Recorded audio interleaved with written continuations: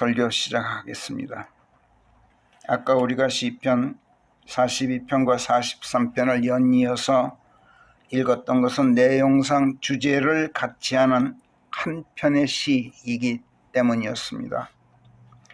42편에서 시편 기자는 자기가 어떤 환난에 처하여 있는데 그런데도 하나님께서 침묵하며 모르는 채 하고 계시는 것 같아서 그러지 않아도 가뜩이나 풀이 꺾이고 의기소침해져 있는데 여기에 부채질이라도 하듯이 사람들이, 그것도 전에는 형제님 자매님 하면서 어울려 다니던 그런 사람들이 안식일이면, 요즘으로 치면 주일마다 한 무리가 되어서 기쁜 소리 함께 찬송하면서 교회로 함께 올라가곤 했던, 그렇게 가까이 지냈던 사람들이 지금에 와서는 자기가 환난에 처해서 생기를 잃고 있자 네 하나님 어디 계시냐 하고 비아냥거리기를 그치지 않는다.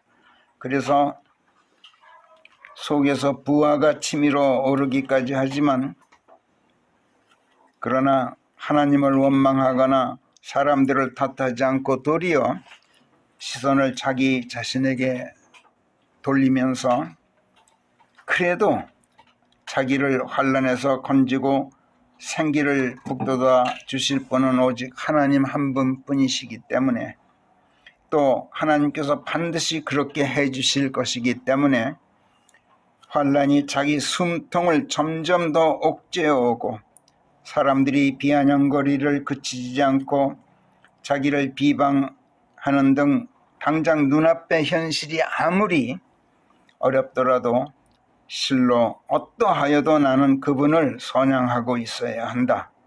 하나님께서 내 얼굴에 생기를 주실 나의 하나님이시니 오직 하나님 안에서 소망을 잃지 말아야 한다. 이렇게 자기 자신의 마음을 다독이고 추스리면서 격려하는, 이것이 42편의 주제였죠. 근데 43편에서도 시편 기자는 마지막 5절에 보면 그분께서 나의 하나님 내 얼굴의 생기이시니 실로 어떠하여도 나는 그분을 선양하고 있어야 하느니라. 이렇게 의기소침해 있는 자기 자신의 혼을 달래며 힘을 북돋고 있죠. 이런 점에서 42편과 43편은 주제가 같아요. 42편에서는 현세에서의 안전과 평강을 갈망하면서 현실 세계에서 직면하는 여러 가지 환난 고통에서 건져 주실 것을 하나님께 청하면서 현실 문제를 해결해 주시는 하나님에 대한 그리움을 토로해요. 42편에서는. 42편과 43편의 다른 점이에요. 주제는 같아도 42편에서는 현실 문제를 하나님 해결해 주시고 해결해 주십시오 이렇게 청하면서 그렇게 하실 하나님을, 그렇게 해 주실 하나님을 그리워하는 마음을 표출하고 있어요. 근데 43편에서는 초월적 환이라는 말이 나와요.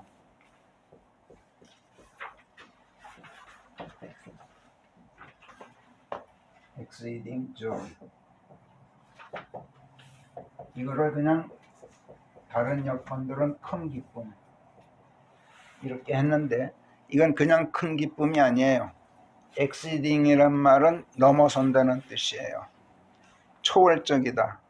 초월적인 환희. 이 세상에서는 얻을 수 없고 절대로 이 세상에서는 맛볼 수 없는, 체험할 수 없는 저 세상에서만 누릴 수 있는 환희, 이걸 exceeding joy라고 그래요.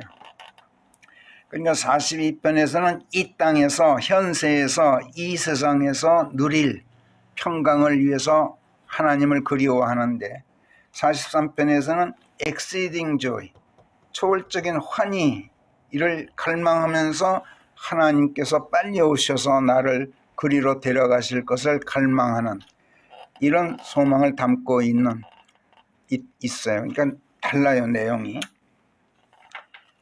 이거를 구별한 주석자가 여태 한 사람도 없더라고요. 그 초월적 자체이신 하나님이 계신 영원한 천상의 세계에 대한 그리움을 토로하면서 신성을 갖지 못한 이 세상 사람과 대립해 있는 자기를 이 세상에서 꺼내 주십시오. 하나님이 계신 주의 거룩한 산, 주의 장막들로 옮겨 놓아 주십시오. 이렇게 하나님께 청하고 또 반드시 그렇게 해 주실 것이기 때문에 의기소침해 있지 말자. 하나님 안에서 소망을 갖고 생기를 잃지 말자. 이렇게 자신의 혼을 추스르고 있어요. 힘을 북돋아 주고 있어요. 신성을 갖지 못한 자들, 이 말은 우리말 역본들이 또 경건치 못한 사람들 이렇게 하는데, 경건치 못한 사람들이란 말은 아주 틀린 말이에요. 신성을 가졌다 못 가졌다, 하나님의 품성을 지녔다 못 가졌다예요. 이 세상에 하나님의 품성을, 성품을 갖지 못하고 있으면서도 경건한 사람들은 수없이 많아요. 하다못해 불교 사찰의 주지들도 보면 다 생활이 경건해요. 구원받지 못한 사람들도 도덕적으로 굉장히 경건한 사람들이 많아요. 그러나 하나님의 성품을 갖고 있는 건 아니에요. 그러니까 신성을 자꾸 사람들은 경건 이렇게 번역해 버렸어요. 신성을 갖지 못했다. 이 말은 하나님의 속성을 갖지 못했다. 하나님의 속성을, 성품을 갖지 못한 사람들, 즉 하나님의 자녀로 거듭나지 못해서 하나님의 속성인 영원성을 갖지 못했고 하나님의 본성도 지니지 못한 가운데 죄로 더럽혀져 있는 육신을 입고 이 세상 신인 마귀가 권세를 쥐고 군주로 군림하고 있는 세상에 속해 살다가 죽어서 지옥으로 내려가게 될 자들을 말해요. 아무리 경건해도 지옥엔 간단 말이에요. 시편 기자는 자기가 그런 자들과 대립해 싸우고 있음을 밝히면서 하나님 앞에 말하자면 자기는 신성을 지닌 하나님의 자녀라는 사실을 하나님께 고하면서 바로 이런 점에서 시편 기자는 42편 43편에서 오늘 우리들 그리스도인들을 대변해서 하나님께 부르짖고 있다고 볼 수가 있어요. 우리는 구원받은 하나님의 자녀들이기 때문에 당연히 하나님의 성품을 가지고 있어요. 우리 안에 들어와 계시기 때문에 그리스도인으로 거듭나고서도 이 땅에 살고 있는 동안만은 육신을 입은 채 마귀가 지배하는 세상에 머물러 있어야 한다는 점에서 우리 그리스도인은 불행히도 사방으로 원수들의 에워싸여 있어요. 그래서 현세에서의 삶은 우리가 그리스도 안에 거하고 있다고는 하지만 육신이 그리스도 안에 거하고 있는 건 아니에요. 육신은 죄의 몸이에요. 아직도 혼만 그래요. 그렇기 때문에 우리가 그리스도 안에 거하고 있다고 말은 하지만 그러면서도 고독한 삶일 수밖에 없어요. 그리스도인의 현세의 삶이란. 그래서 그분이 그립고 그분의 다시 오심이 기다려지고 하늘로 들려 올라가는 휴거에 대한 갈망과 소망 안에서 그리움을 안고 살 수밖에 없는 것이 우리 그리스도인들의 이 세상 삶이에요. 여기서 이 큰 기쁨이 아니라 초월적 기쁨, 초월적 환희, 이게 바로 휴거를 말해요. 휴거의 기쁨. 조금 이따가 설명드리겠습니다만은 휴거의 기쁨이 바로 초월적인 환희예요. 여러분은 구원받고 거듭난 이후 그리스도의 다시 오심을 기다리며 홀로 고독감을 느껴본 적이 있으신지요? 자, 그립다는 것이 무엇입니까? 누가 그립다 이렇게 말하면 그가 보고 싶다 이런 뜻이죠. 고향이 그립다 이렇게 말하면 고향으로 돌아가고 싶은 마음을 나타내요. 어린 시절이 그립다 이렇게 말하면 어린 시절로 돌아가고 싶다 이런 심정을 나타내고 있는 거죠. 심지어는 흰쌀밥이 그립다 이런 말도 있어요. 흰쌀밥을 먹을 만큼 부유하지가 못해서 쌀밥 먹은 지가 하도 오래돼서 흰쌀밥 한번 먹고 싶다, 이 말을 쌀밥이 그립다 이렇게 말하는 수도 있어요.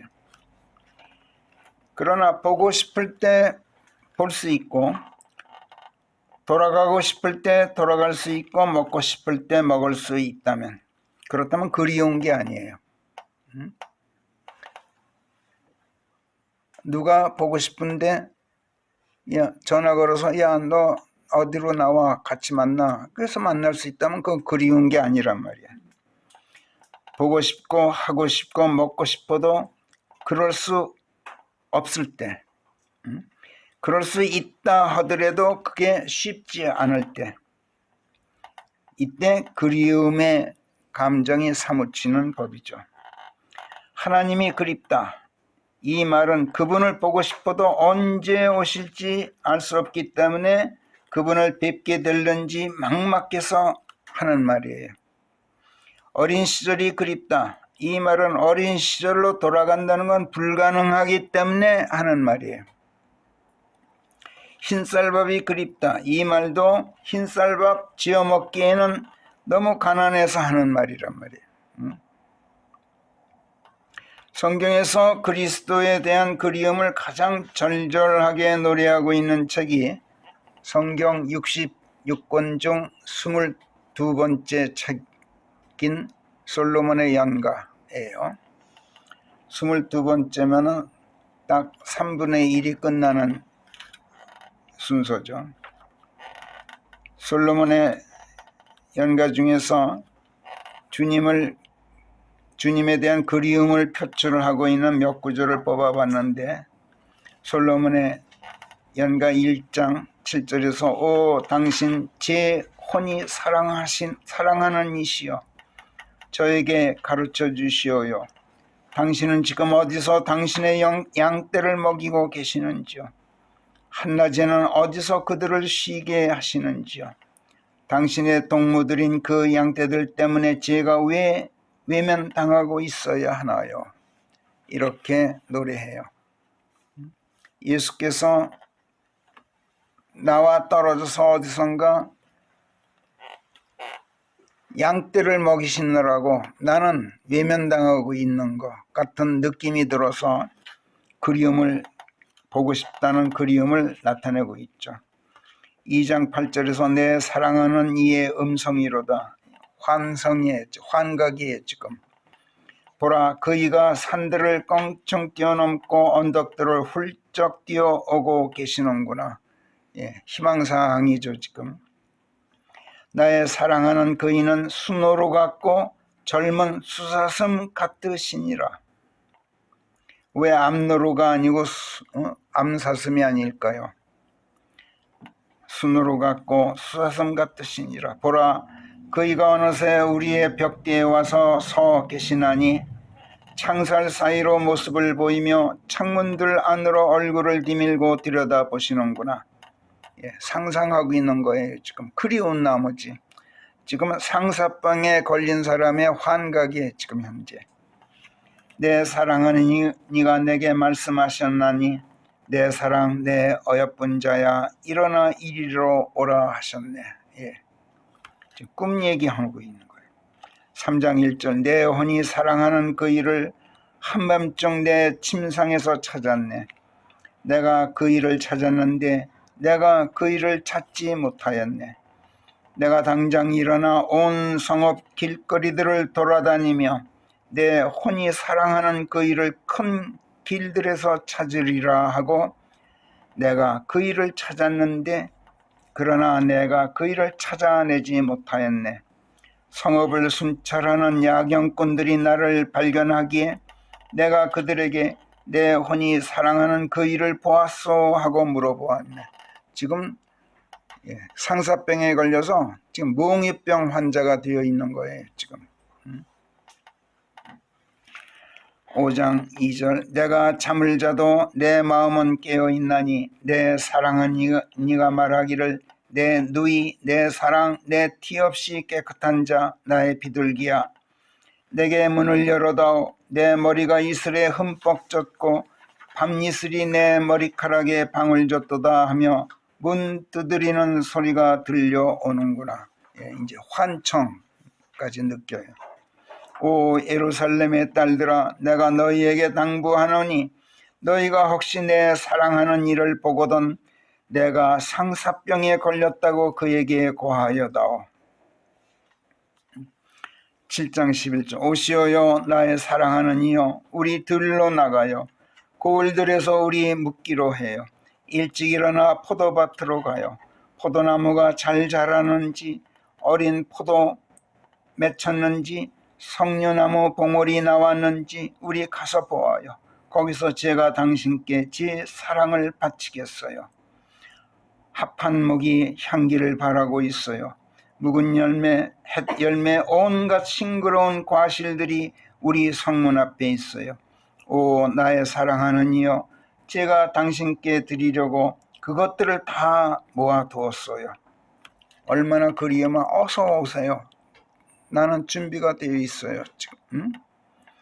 나를 당신 가슴에 인장처럼 새겨두고 당신의 팔뚝에 도장으로 찍어 놓으소서. 실로 사랑은 죽음만큼 강하고 열정은 음부만큼 잔인함이니 사랑의 숯불은 그 불꽃이 지극히 사나운 불길로 이글거리는 뜨거운 숯불이랍니다. 많은 물들이 사랑을 끊을 수 없고 홍수도 그것을 삼키지 못하나니 사람이 사랑을 사기 위해 자기 집 재산을 다 내어 주어야 할지라도 그까짓 것 아무것도 아니로다 할 것이옵니다. 내 사랑하는 이여 서두르소서. 방초 우거진 산들 위를 뛰어가는 한 마리 노루처럼 한 마리 어린 사슴처럼 당신이여 달려오소서.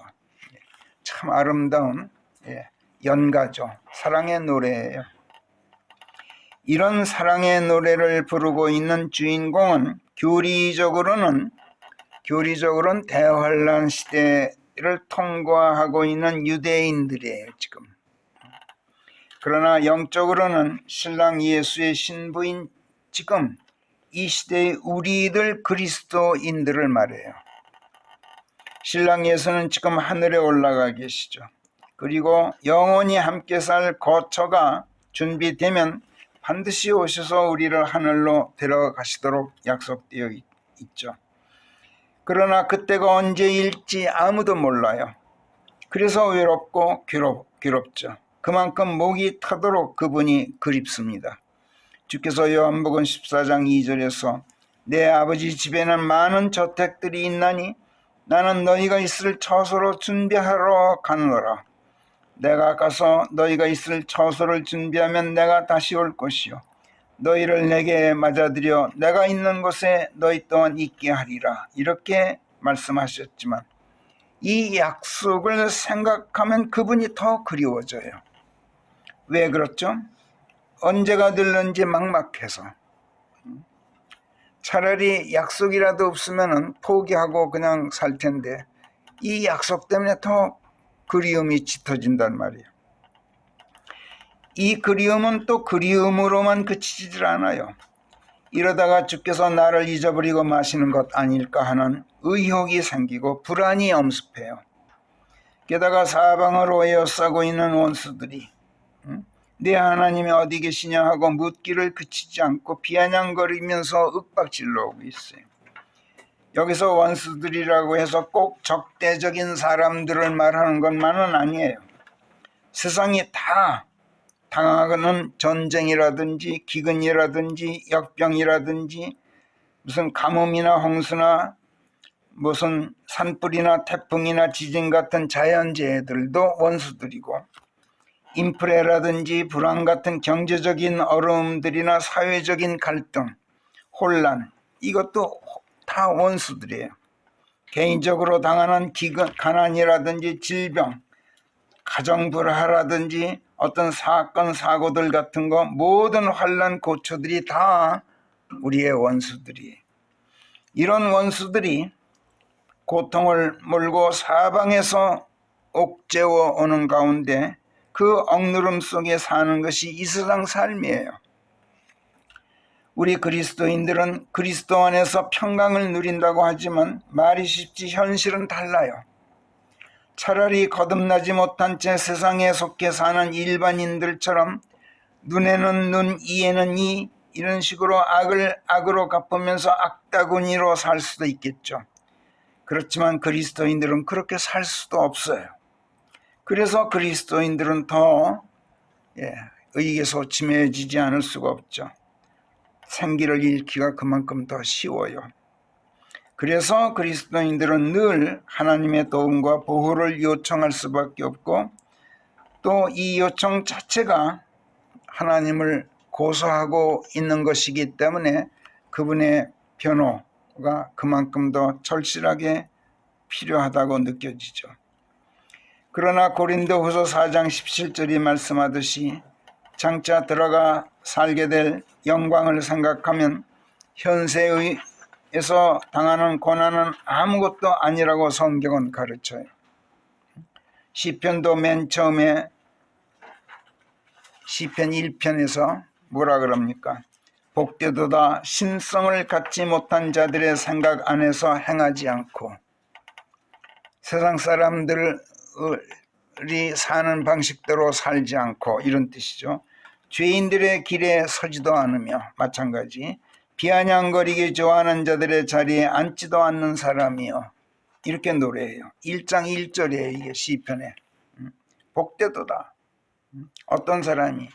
신성을 가진 사람. 신성을 갖지 못한 자들과는 생활 방식이 다른 사람.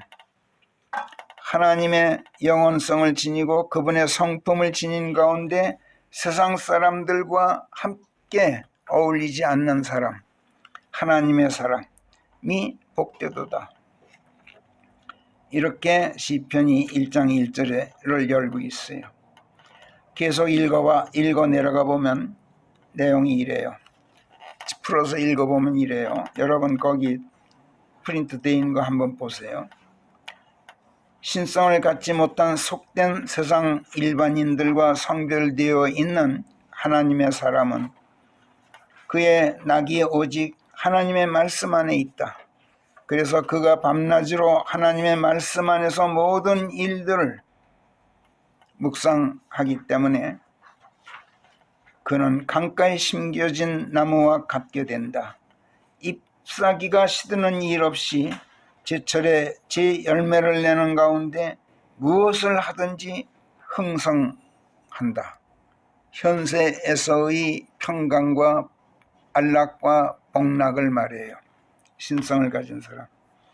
그러나 거듭나지 못해 신성을 갖지 못한 세상 사람들은 그렇지가 못해서 오직 바람에 흩날리는 겨와 같은지라 모든 것이 헛되고 모든 것이 형통하지 못하는 가운데 의인들의 회중에 끼지 못하는 것은 말할 것도 없고 장차 심판받아 지옥에 던져질 것이므로 영원히 지속될 수가 없다. 신성이 없으면 영원성을 갖지 못한 거야. 신성은 신성에 초응하는 영원성이에요. 영원히 사는 것, 멸하지 않는 것. 하나님께서는 오직 의인들, 즉 구원받고 하나님의 사람들로 거듭난 사람들의 길만 아신다. 아신다. 즉 의인들의 길에만 함께 하신다. 안다는 말은 한몸 된다는 말로 항상 연상을 하십시오. 그러므로 신성을 갖지 못한 자들의 길은 오직 멸망할 따름이다. 의인의 길은 하나님께서 함께 하시는 그런 길이기 때문에 결국에는 하늘로 휴거되어 올라가는 영광의 길이다. 이렇게 내세에 대한 그리움을 담고 노래해요. 시편 제1편에서 내세에 대한 현세의 복락을 이야기하면서 내세의 복락으로 이어지고 있는 거예요. 신성을 지닌 사람들, 구원받고 하나님의 사람들로 거듭난 의인들은 현세에서도 형통해서 흥성하고 죽어서도 다시 살아 영원한 삶을 누린다는 것인데, 그러면서 내세에 대한 그리움을 표출하고 있는 것은 내세에 대한 희망이 확신에 찬 소망으로 확고하게 자리매김하지 못한 불안정한 상태에 있는 혼을 달래고 타이르면서 격려하고 있는 거예요. 내 혼이 흔들리지 않는다면 내세에 대한 이런 열망을 그렇게 간절하게 표출할 필요조차가 없어요.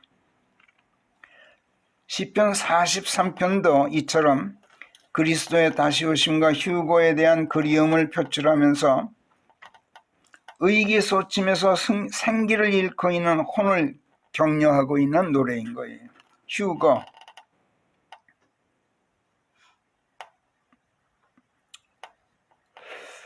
휴거란 말이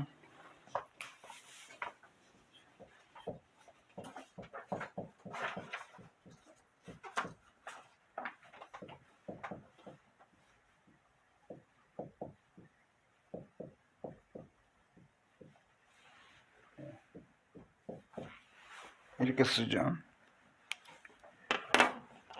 이건 끈다, 이렇게 질질 끌고 간다, 끌휴 들 거야. 들어서 끌고 간다. 휴거. 영어로는 랩처라 그래요.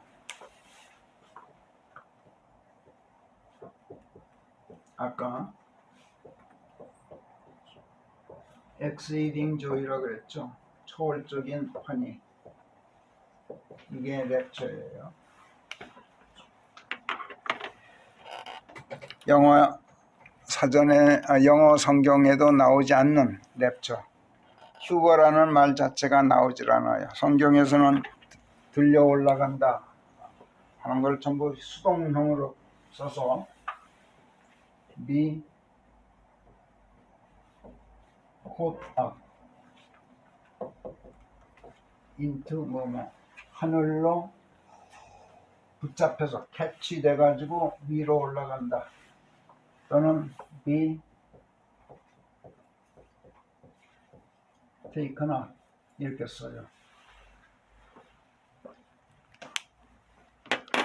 성경에서 AD 35년경 주후 35년경 사도행전 9장입니다만 그때 예수님과 조우했던 바울이 극적으로 회심하고 그리스도인으로 거듭나죠.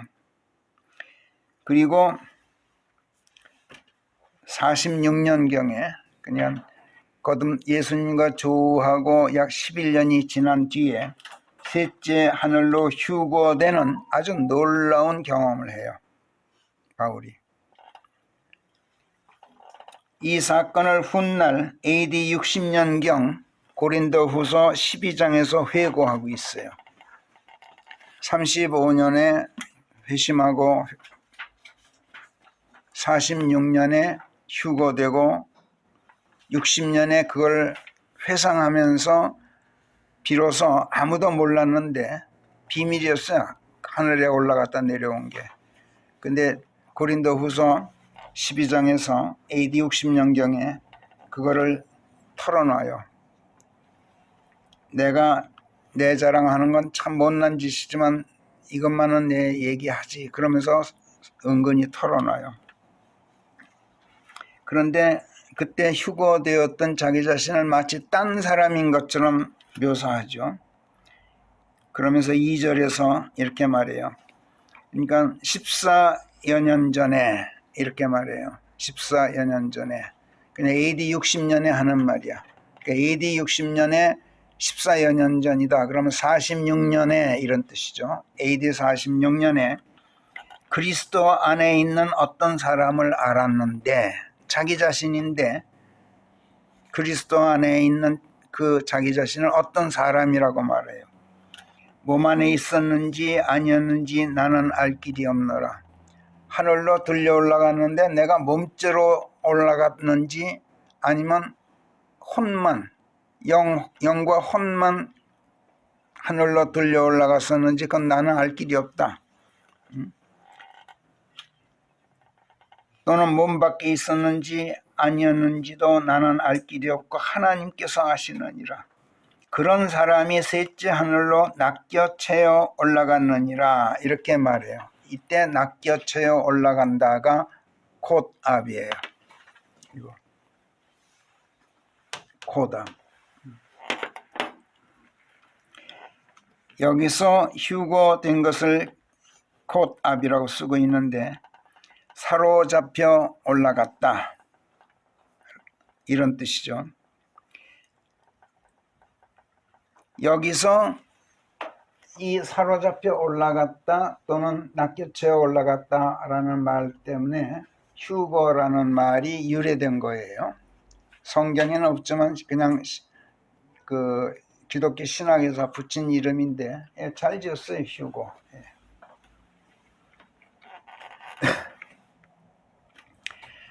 원래 납치, 유괴 이런 뜻이에요. 랩처란 뜻은 납치하다, 유괴당하다.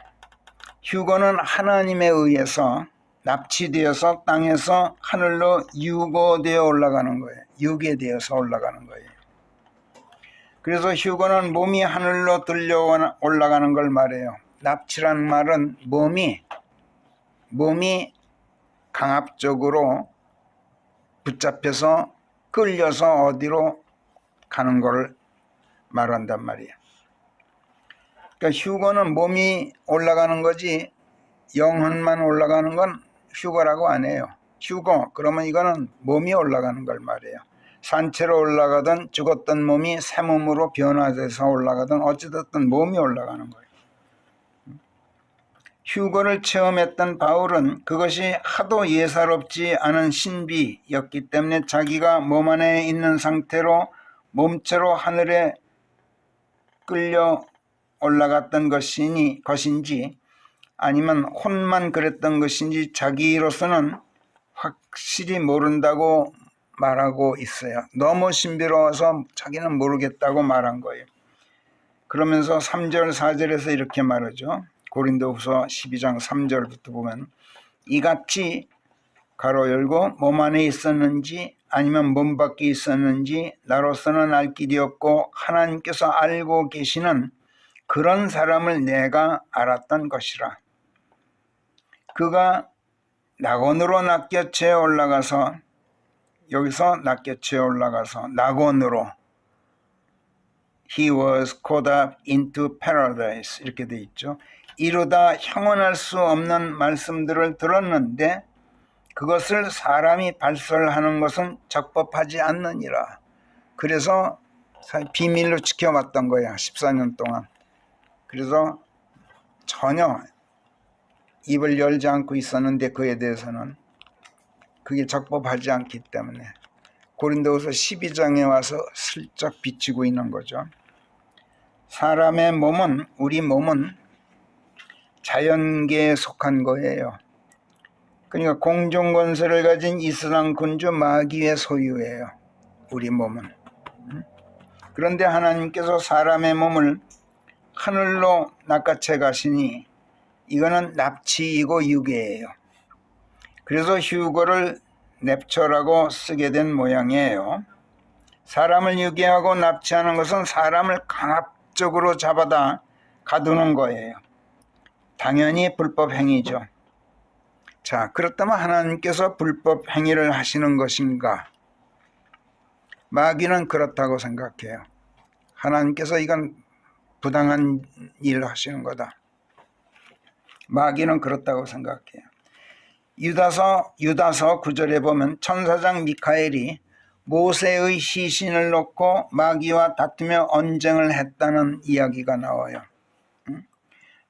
요한계시록 11장에 보면 하나님께서 어떤 천사를 통해서 요한에게 이런 말씀을 하죠.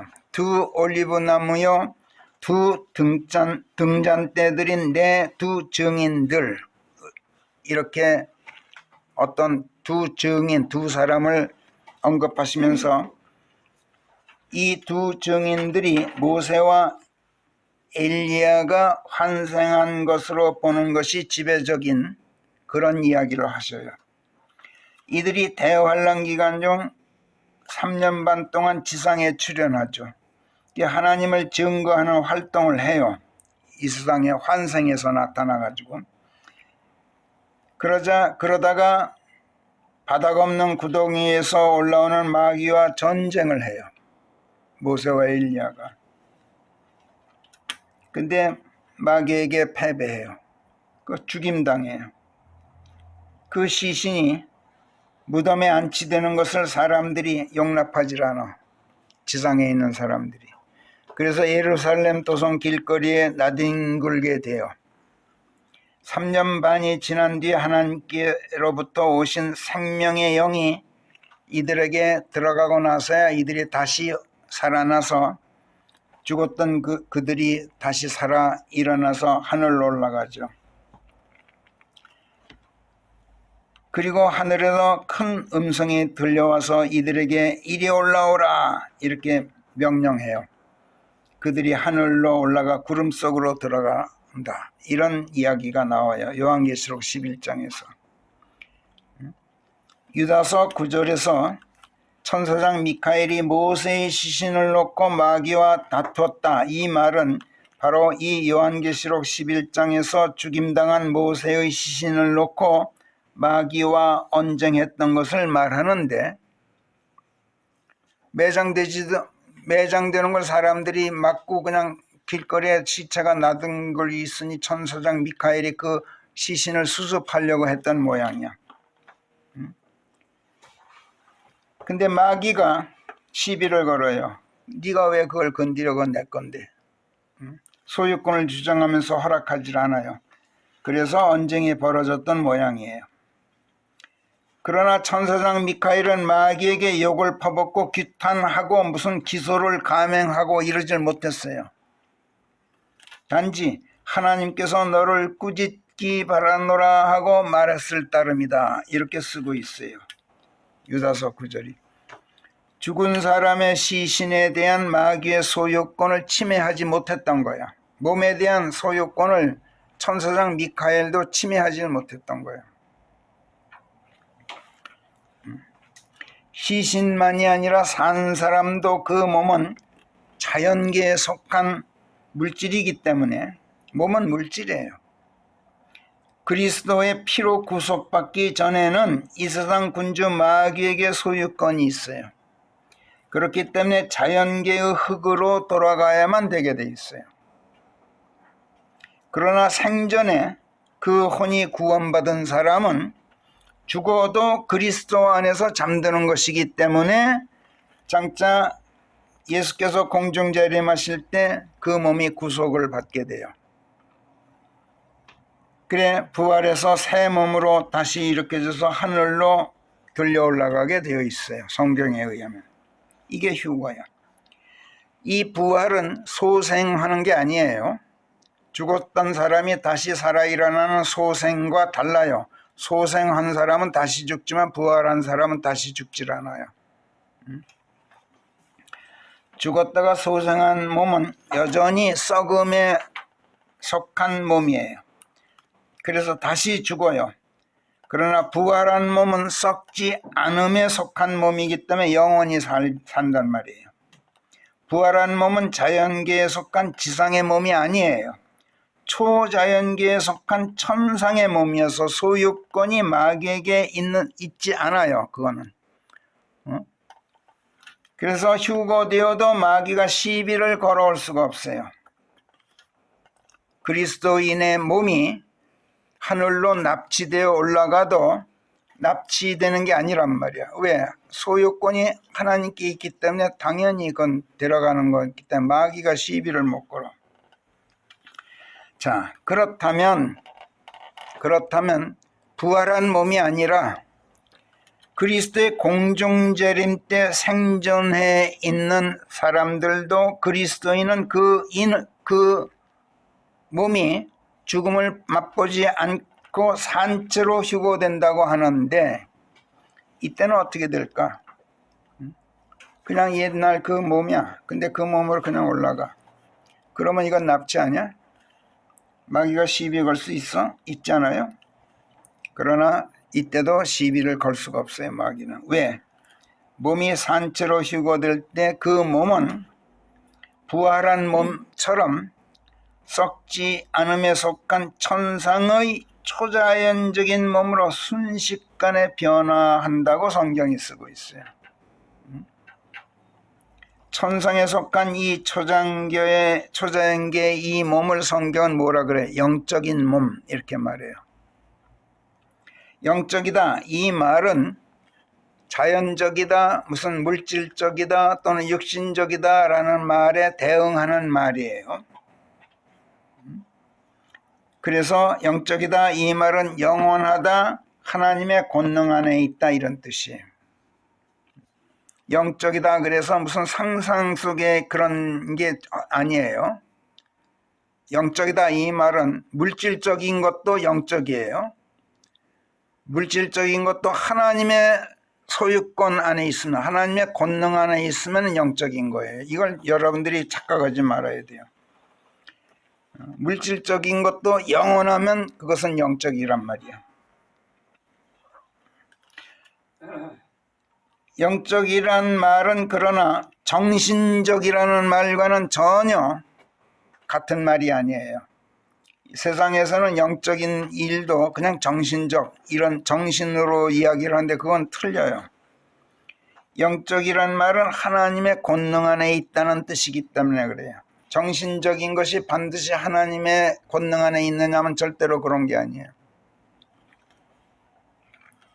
썩음에 속한 자연계의 자연적인 몸, 물질적이고 육신적인 몸과 썩지 않음에 속해서 하나님의 권능 안에서 영원한 천상의 초자연적인 몸에 대해서 성령께서 고린도전서 15장에서 하신 말씀이 아주 유명하죠. 39절부터 보면은 눈으로 따라 읽어보세요. 모든 육체가 같은 육체가 아닌즉 사람들의 육체 한 가지가 있고 짐승들의 육체 한 가지가 있으며 물고기들의 육체가 한 가지 새들의 육체 한 가지가 또 있느니라. 그런가 하면 천상의 몸들이 있고 또 지상의 몸들이 또 있느니라. 그러나 천상의 몸들의 영광과 여기서 영광이란 말은 권위란 뜻이에요. 지상의 몸들의 권위가 서로 다르니라. 해의 영광이 있고 달의 영광이 따로 있으며 별들의 영광이 따로 있어서 이 별은 저 별과 영광이 다르니라. 죽은 자들의 부활도 이와 같으니라. 그것이 썩음 안에 심겨져 썩지 않음 안에서 일으켜지고 그것이 오욕 안에 심겨져 영광 안에서 일으켜지며 그것이 무력함 안에 심겨져서 권능 안에서 일으켜지느니라. 그것이 자연적인 몸으로 심겨져 영적인 몸으로 일으켜지는 것이라. 자연적인 몸이 있고 영적인 몸이 또 있느니라. 예. 내추럴 바디가 있고 또 스피리추얼 바디가 따로 있다. 그리하여 기록되기를 첫 번째 사람 아담은 살아있는 혼이 되도록 지어졌는데 마지막 사람 아담은 살리는 영이 되도록 지어지셨다 하였느니라. 그러나 영적인 것이 먼저가 아니라 자연적인 것이 먼저 있었고 그 뒤에 영적인 것이 있게 되었느니라. 세상에서는 그렇지만 원래는 영적인 것이 먼저죠. 하나님께서 먼저 계셨으니까 세상이 생기기 전에. 그러나 세상에서는 물질이 먼저 생겼어요. 하나님께서 흙으로 사람을 빚으셨죠. 물질이에요. 그러나 당신의 숨을 불어넣으시자 산 혼이 되었죠. 영적인 존재로 바뀌었단 말이에요. 첫 번째 사람은 흙으로 되어서 땅에 속하였고 두 번째 사람은 하늘에서 오신 주신이라. 읽은 김에 48절부터 54절까지 마저 읽겠어요. 여러분 다 아는 거지만 다시 한번 기억을 새롭게 하기 위해서. 흙으로 된 그가 어떠하듯 흙으로 된 자들이 또한 그와 같이 그러하고 하늘에서 오신 그분께서 어떠하시듯 하늘에 속한 자들이 또한 그같이 그러하니라. 그리스도인으로 거듭난 우리들은 하늘에서 오신 예수님과 같다 이런 뜻이에요.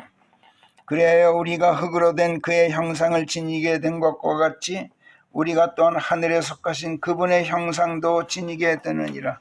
여기서 형상은 모양을 말하는 게 아니라 상이에요. 상. 바탕상자. 모양이 그 예수님과 모양이 같다는 뜻이 아니라 예수님과 본질이 같다. 바탕이 같다. 바탕상자예요.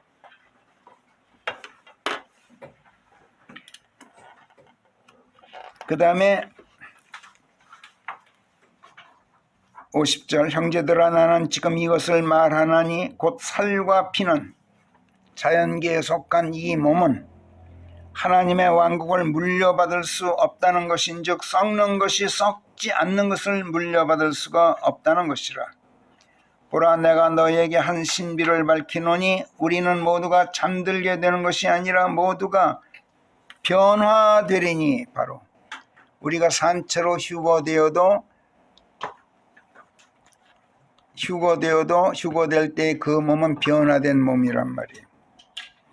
모두가 마지막 나팔 소리에 눈 깜짝하는 사이 순식간에 그리 되리라.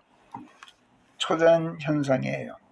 나팔 소리는 정령 울릴 것이요 죽은 자들은 썩지 않는 몸으로 일으켜질 것인즉 우리가 변화되는 것이라.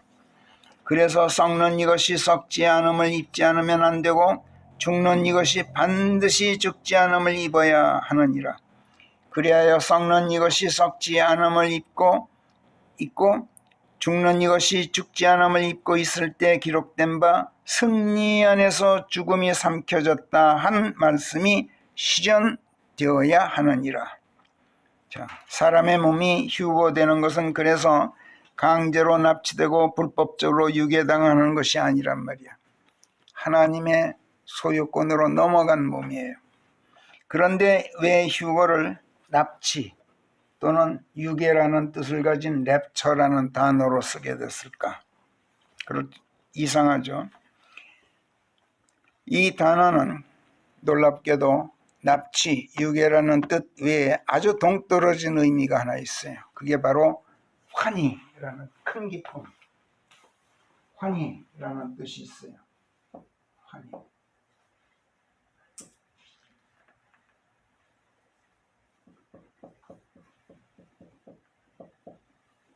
이렇게 쓸 거야 아마.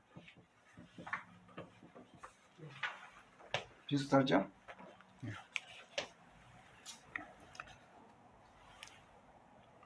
그런 것 같아.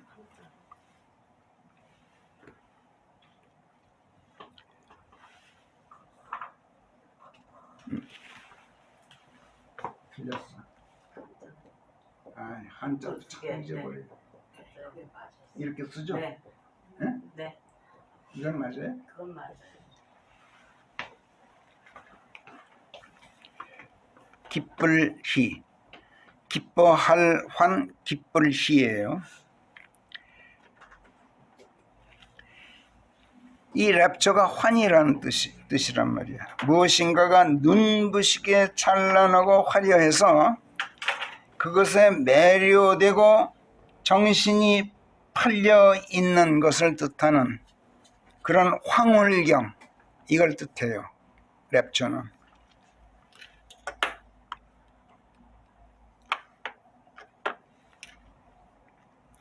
휴거가 설령 납치되고 유괴당하는 것일지라도 들려 올려서 들어가는 영광나라의 그 눈부심에 황홀해지는 큰 기쁨의 순간이란 말이야, 랩처는. 그래서 유괴 납치라는 의미가 있고 거기에 또 이런 환희라는 뜻을 가진 랩처란 말을 택해서 사용했는데 아주 잘 선택한 것 같아. 랩처란 말 자체는. 휴거란 말은 뭐 그렇다 하더라도 아무튼 휴거는 초월 세계에서나 맛볼 수 있는, 이 세상에서는 결코 체험할 수 없는 초월적인 환희예요. exceeding joy예요. 이 말을 exceeding joy를 초월적 환희라고 제가 옮기는 이유가 바로 이 랩처 때문에 그래요. 이걸 그냥 큰 기쁨 하면은 이 말 속에 담겨놓은 휴거의 기쁨이 다 가려져요. 그래서 이걸 그렇게 옮기는 거야. 지금 시편 기자는 랩처를 갈망하고 있는 거야. 이 세상에서 하나님 떠나고 싶어요. 신성을 갖지 못한 저들, 사방에서 나를 옥죄고 윽박지르고 조롱하고 있어요. 저를 여기서 구출해 주십시오.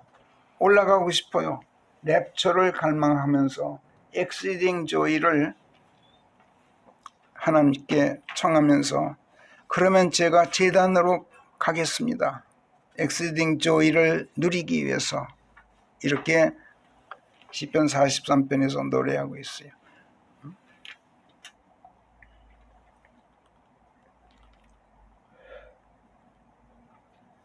개역본을 보니까 재밌더라고. exceeding joy를 큰 기쁨이라고 하지 않고 한킹이나 흠킹은 큰 기쁨이라 그랬는데 극락이라 그랬더라고. 극락은 불교 용어거든. 근데 불교에서 극락세계는 그야말로 낙의 절정에 있는 초월세계죠. 저 세상의 피안의 세계예요. 불교에서 말하는. 그렇죠? 극락이란 말은 지극한 낙이란 뜻이에요. 그러니까 파라다이스를 말하는 거겠지만은 어찌됐든 그 극락세계를, 불교에서 말하는 극락세계를 연상케 하기 때문에 오히려 큰 기쁨이라고 옮긴 것보다는 더 낫더라고 보니까. 우리가 죽을 때 여러분 혼과 영만 하늘로 올라가 있죠. 그러다 장차 예수께서 오실 때 몸까지 구속받으면 그때 하나님의 권능 안에서 썩지 않음에 속한 초자연계의 영적인 몸으로 일으켜져요. 새 몸으로 일으켜져요. 그 몸이 그냥 이렇게 일어나는 게 아니라 이게 일으켜져서 들려 올라가게 되는 하늘나라, 그야말로 극락세계예요. 성경에 의하면. 천주교가 사용하는 개역본은 극락세계를 극락이라고 안 하고 그냥 기쁨과 즐거움 이렇게 해서 아주 싱겁게 해버렸어요. 그 사람들은 휴거가 안겨주는 기쁨을 절대로 선전하지 않아요. 숨겨요. 이상한 사람들이. 왜? 이 땅에서의 평화를 부르짖는 게 천주교예요. 아주 고약한 종교예요. 시편 기자는 자기가 이 초월적 환희에 이르기 위해서 제단으로 가겠습니다 하고 하나님께 말씀드려요. 제단이 뭐예요? 제단. 여러분, 제단 죽음의 장소예요. 제단은 죽음의 장소이고 죽음을 통한 속죄의 장소이고 속죄를 통한 죄 씻음의 장소이고 죄 씻음을 통한 재생의 장소예요. 그러니까 죽음의 장소이자 새 생명을 얻는 생명의 장소. 하나님의 제단은 그거야. 그러니까 하나님, 저 휴고의 기쁨, 이 엑시딩 조이를 갈망합니다. 그러므로 제가 제단에 가서 죽겠습니다. 죽고 다시 살아서 초자연계에 속한, 썩지 않음에 속한 영적인 몸으로 제가 변화되고 싶습니다. 그래서 제가 휴고되고 싶습니다. 이 갈망을 나타낸 말이에요. 제단으로 가겠습니다 하는 말은.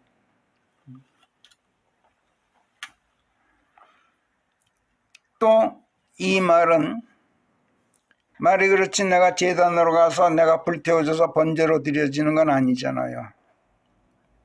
구약시대 같으면 짐승이 대성물로 사용됐죠. 그러나 신약시대는 그 대성물이 예수 그리스도였어요. 그러니까 제가 제단으로 가겠습니다 하는 말은 하나님, 제가 십자가로 가겠습니다. 아까 우리 찬송가 불렀죠. 몇 장이었죠? 내가 십자가 사랑하리, 내가 십자가 붙들겠네. 십자가 사랑하겠습니다. 이 말은 하나님, 저 죽기를 갈망합니다. 그리고 부활하고 살기를 갈망합니다. 십자가를 붙들고 있겠습니다 하는 말은 계속 내가 십자가를 붙들고 죽음 안에서 생명을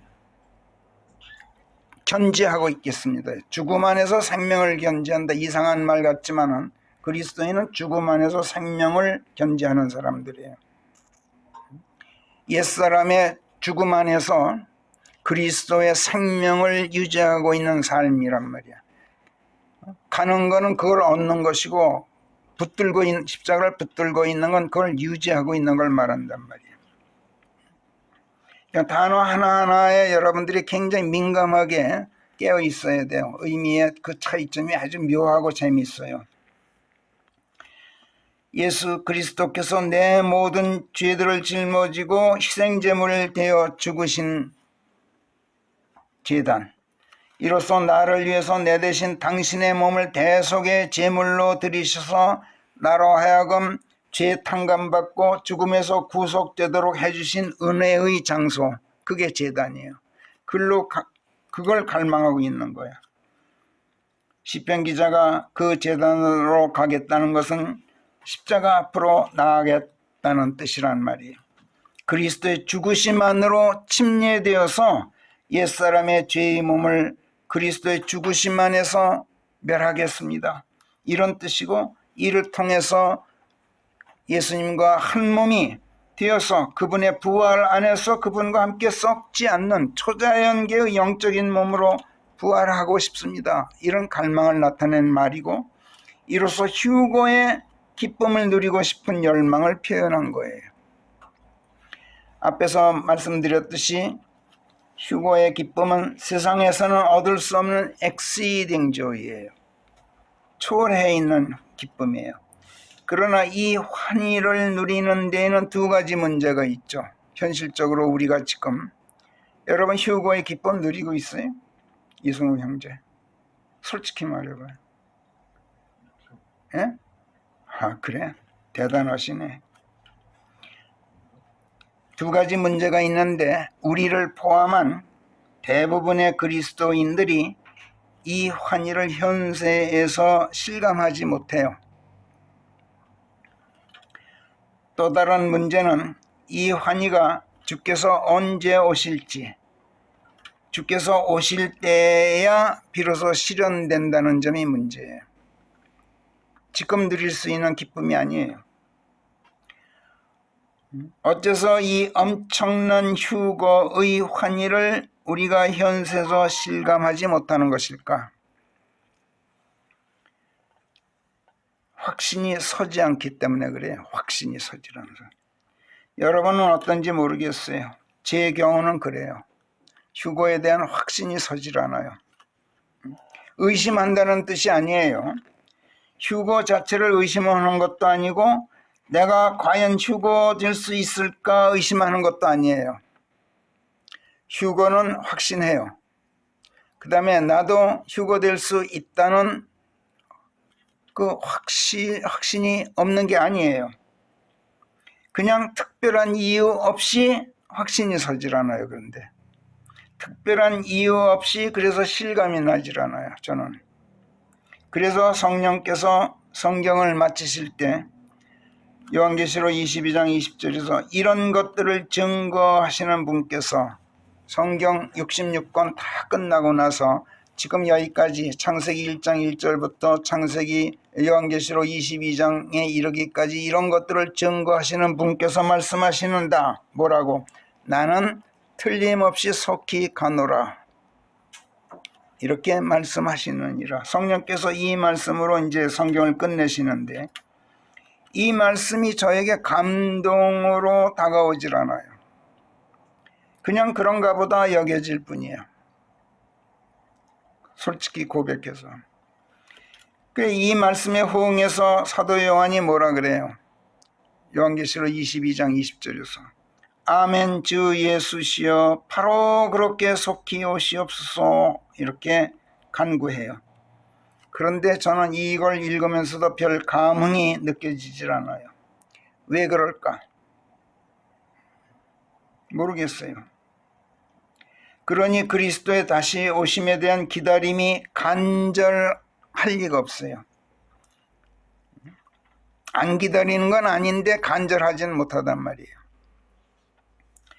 시편 기자가 42편 서두에서 수사슴이 시냇물들을 목탁에 그리워하듯이 아까도 잠깐 비쳤지만 왜 수사슴인가? 시냇물을 그리워하는 게 왜 수사슴만이에요? 순노루는 아니에요? 물소는 아니고 뭐 사자, 호랑이 뭐는 아니에요? 왜 수사슴이라 그랬을까요? 이건 다음 주에 보겠어요. 수사슴이 시냇물들을 목탁에 그리워하듯이 오 하나님 제 혼이 그렇게 주가 그리워 목이 타나이다. 하나님이 그리워서 살아계신 하나님이 그리워서 살아계신 하나님이 그립다는 말은 그냥 하나님이 그립다는 말하고 조금 틀려요. 살아계신 하나님이 그립다. 행동하시는 하나님, 권능을 행사하시는 하나님, 그냥 살아계신 게 아니라 권능을 가지고 나를 끌어올리시는 그 하나님, 그리워서 제가 그렇게 목이 타나이다. 언제가 되어서야 제가 가서 하나님 앞에 출두하게 되겠나이까? 휴거를 바라고 있는 거죠. 휴거는 하나님 앞에 출두하는 거예요. 이렇게 하나님을 그리워하면서 부르는 애절한 노래가 저에게는 솔직히 없어요.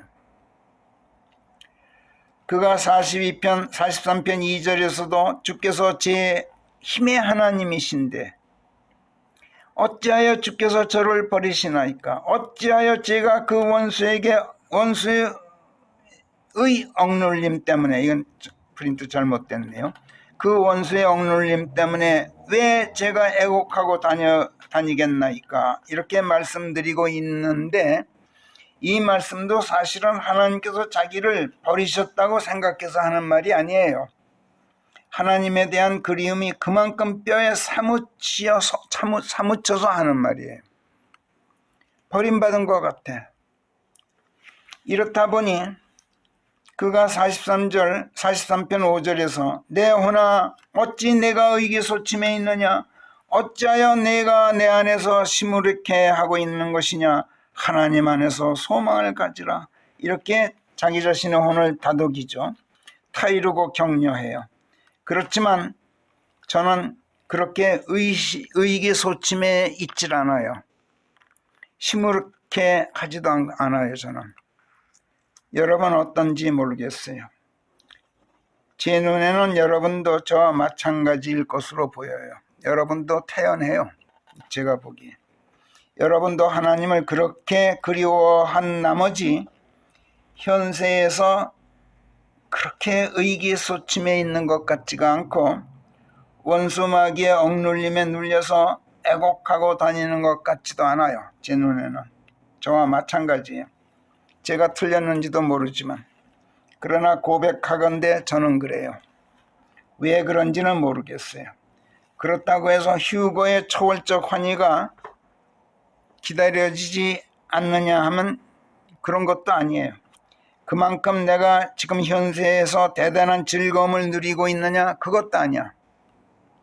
내게 있어 현세의 삶은 얼른 벗어나고 싶을 만큼 고통스럽지도 않지만, 그렇다고 얼른 벗어나고 놓치고 싶을 만큼 즐겁지도 않아요. 주님이 보고 싶어서 그렇게 그리울 만큼 주님과 그렇게 멀리 떨어져 있는 것도 아니고, 떨어져 있다 해도 목이 타도록 그리울 만큼 그렇게 오랫동안 떨어져 있다고 느끼는 것도 아니에요. 그렇지만 그렇다고 해서 주님과 한 몸 하나의 살이 되어 있을 만큼 늘 꼭 붙어 사느냐? 글쎄요, 그것도 아니에요. 그래서 여러분, 저는 주님이 그렇게 사무치도록 그립지도 않지만, 그렇다고 해서 상사병에 걸릴 만큼 보고 싶어 안달하고 있는 것도 아니에요. 저는. 여러분은 어떠세요? 솔직하게 말해보세요. 김순자 자매님. 그런데 이상하지만, 참 이상해요. 왜 그런지 모르겠어요. 근데 이 더 이상한 거는, 왜 그런지 모르는 게 이상하다는 생각이 또 들질 않아요. 이건 분명히 이상한 건데 왜 모르는지. 근데 그게 또 이상하다는 생각도 들질 않으니 더 이상해요. 주께서 오실 때 휴거 되면야 좋죠. 아주 좋죠. 나쁠 리가 있겠어요? 초월적인 환희, 그 엄청난 기쁨으로 실감하지는 못하지만, 여러분, 남들은 하늘로 들려 올라가는데 나는 그렇지 못하고 만약 땅에 그대로 버려진다면, 남들은 죽었다가도 천상의 새 몸으로 다시 일어나서 하늘로 들려 올라가는데 나는 그렇지 못하고 흙이 된 채 땅에 그대로 버려진다면, 여러분, 이거 쓰레기 취급당하는 거 아니겠어요?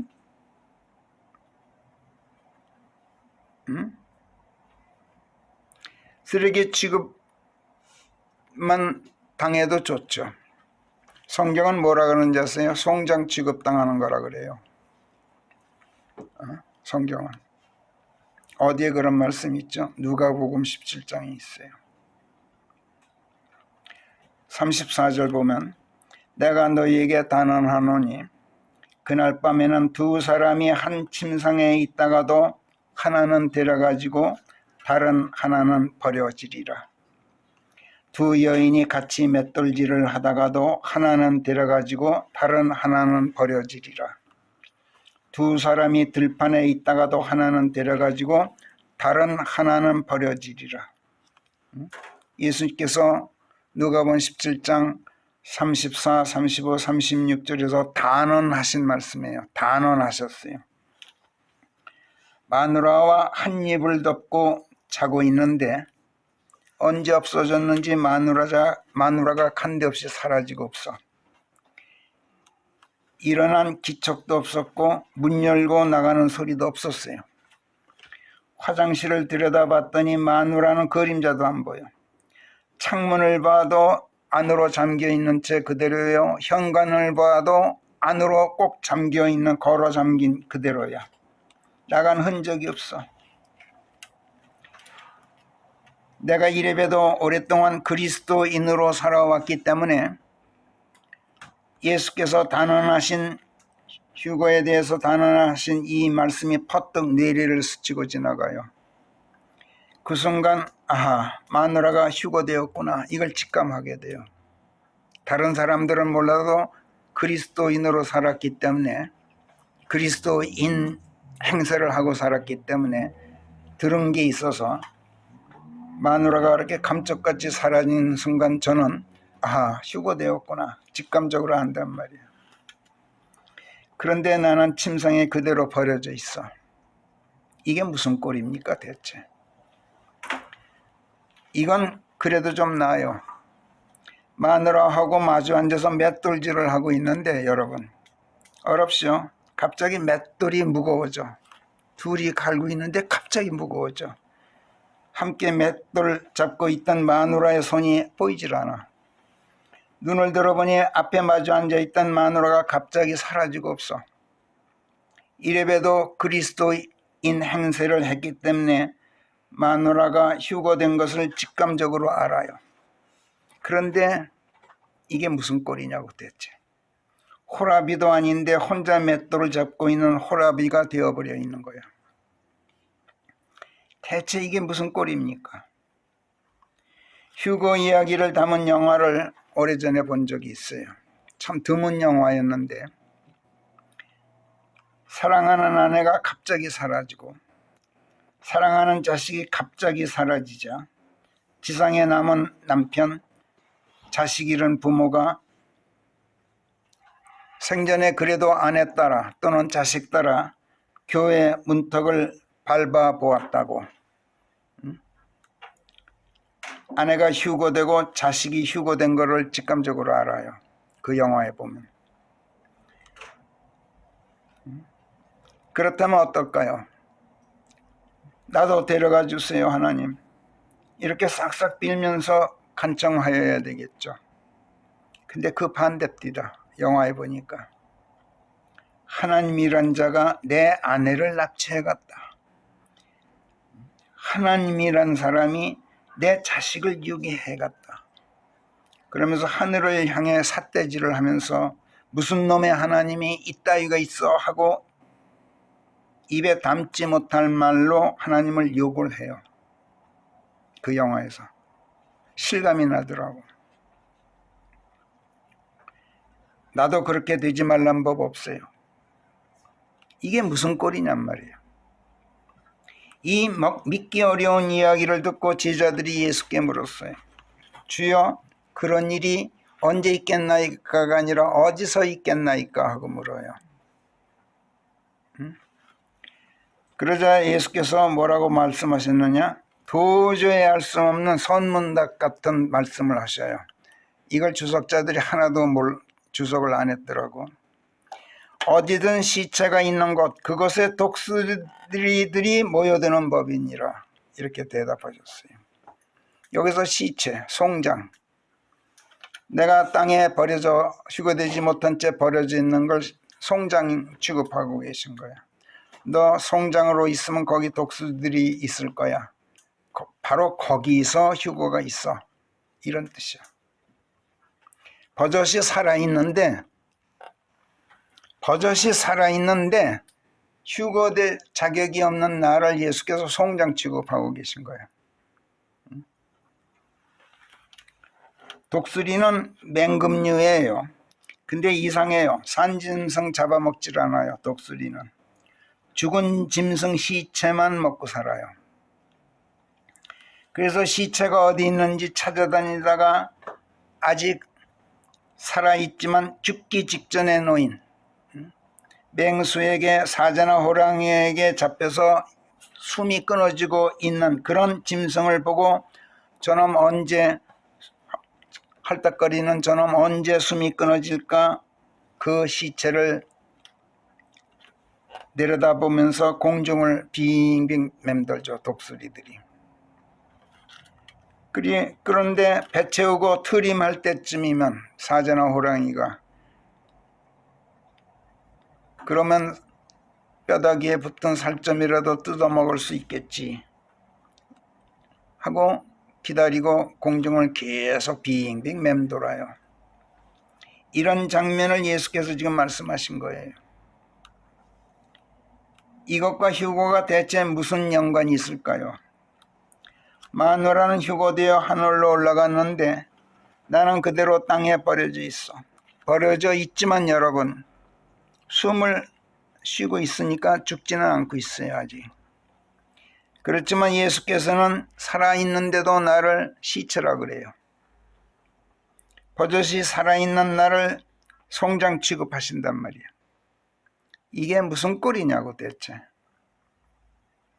그런데 이런 내가 있는 곳에 독수리가 끼어든다 그래요. 예수께서.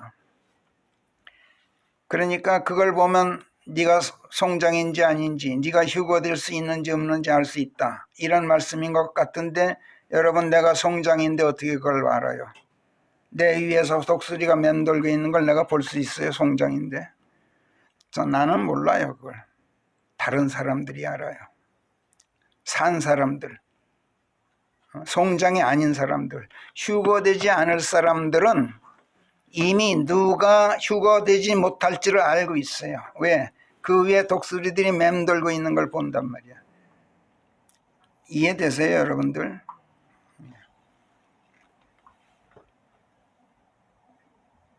나는 송장이기 때문에 감지할 능력이 없어요.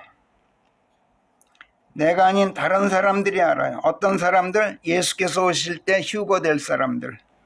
그래서 죽은 시체가 아닌 사람들은 독수리들이 공중을 맴돌고 있는 걸 보고 그 아래를 쓱 보면 거기에 누가 있는지 보고 누가 예수께서 시체라고 말씀하시는지를 금방 알 수 있어요. 그가 여러분 내 남편일 수도 있고 내 아내일 수도 있어요. 그게 만약 나라면 이게 무슨 꼴인가? 또는 그게 만약 내 아내라면 이 또한 이게 무슨 꼴인가? 이걸 한번 생각해 보자는 얘기예요. 그래서 휴거 문제는 이거 남의 일 절대로 아니에요. 남의 일일 수도 없고 강 건너 불 보듯 그렇게 할 수도 없고 그것을 실감하지 못해도 절대로 안 되고 기다려지지 않으면 더더욱 이건 문제가 심각해요. 절대로 안 돼요. 그러면. 그런데 여러분, 그게 아니야. 여러분은 어떤지 모르지만 앞에서 말씀드렸듯이 저는 이 엄청난 휴거의 환희를 실감하지도 못하고 주님이 그렇게 그립지도 않고 그분의 오심이 목이 타들어 갈 만큼 그렇게 절실하게 기다려지지도 않아요. 왜 그럴까? 이거 그냥 넘어가서는 절대로 안 되는 중대한 문제예요. 곰곰이 생각해 봐야 돼요. 여러분도 진지하게 숙고해 보기 바라요. 다음 주에 계속하겠어요. 기도하겠습니다.